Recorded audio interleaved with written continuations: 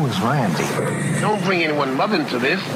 Yo, mom in the fucking stand! Yeah, it's infuriating. And she puts her children in danger. That's also infuriating. Like, that makes me putting so your family mad. in danger. Yeah. I mean, and that strikes a nerve. Like these lot lizards I give them all the wrong information. Can we talk about lot lizards? I've been fascinated with this idea. Yeah. Like, so tell me about their life. Like, what? So what because does it I'm entail on to be one? I'm the tour bus champ. I take my bus across the country. The bang bus. Yeah, I take the bang bus across the country, and I've worked with a couple drivers, and they're really nice guys, but they have this life where, they literally, these dudes drive like a trucker would across the nation. Yeah, it's nice. And you kind of, it's a very specific type of living where they just get, they get used to weird hours and weird living. You're not grounded. Kind of like truck drivers, yeah? Do they sleep in the bus? They sleep in the cab, yeah. I mean, the tour bus drivers have a little bit different. That the truck drivers will have a lot of times a cabin. They can sleep in there. In the bus driving world, in tour buses, some drivers will sleep in the bunks, if it's like an arrangement. He's sleeping in the master suite. He's not sleeping in the bunk. No. I get him hotel rooms. Oh, but I mean, when you're not in the bus, don't you think he sleeps in your bed? Yeah, of course. Yeah. Of course. But don't you get grossed out by that? And Never. he shits on your toilet or No, we pees? don't. No one shits on the bus. You think he brown bags it? Maybe.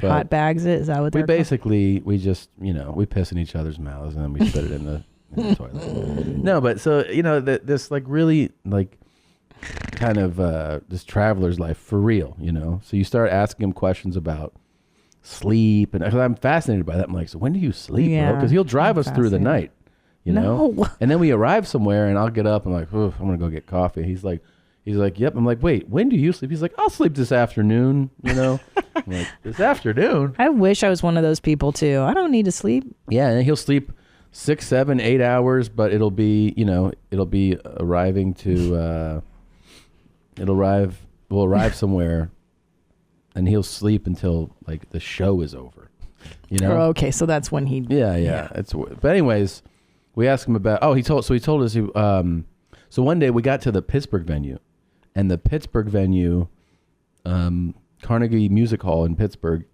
super old, beautiful venue. So old, it's one of the only theaters that I've been to that doesn't have showers. Oh, no. So I was like, oh, fuck. Because it's nice to get there. You take your shower before the show. So I was like, I guess I'm going to have to use the bus shower. Well, the bus shower, the water, because we're in the Northeast, was just so cold that it took like an hour to heat it up. And I was like, it took too long. So basically, it's the first show in, I don't know how long, 15 years that I haven't taken a shower before the show. How stinky were your nuts? Pretty stinky, I guess. And I showered later. So. Pre-show dumps? Of course. Ugh, you must have been all gamey down there. I had a gamey butt. Yeah. But anyways, then we started asking what, he told us, he goes, you know where the best showers are? And I was like, where? He goes, truck stops. And I was like, what? No. He goes, you have no idea. They're like super high pressure. He's like, use nicer showers than you find in like 5-star hotels. No. And I was like, you got to be shitting me. He's like, yeah. And I go, how much are they? $10. No. And I was like, I want to take a truck stop shower too. I want to get it. Yeah, but don't you run the risk of getting stabbed? You also run by like drifters, and you also could like meet a cool guy. A cool lot lizard. Yeah. Well, then the truck stop shower conversation led to what else happens at truck stops. Right. Good things. I was like, hey, are there really? He's like, lot lizards? Yep. And I go, what? I like this. I like the phrase lot lizard. Lot lizard. He's like, oh yeah, they're there. I go, what happens? He goes, they knock on your door. They knock on your door. They'll just come up, sneak through the lot lizard. And then, they ask you if you want some. And I go, are they everywhere? And he goes, not everywhere. He's like, California sure has a few. The nice weather. Yeah. The lot lizards aren't afraid. And then sometimes it's a different arrangement. Sometimes he said, like, you'll know, like, the driver will, like, obviously knows someone in the area. You'll see like cars pulling in that they're clearly, it's been arranged, like maybe arranged beforehand. You mean? Yeah, like the guy knows that this girl works in this area. This lizard. So the lizard will show up, and then I was like, oh, what's that like? He's like, I don't know about that. Yeah, sure.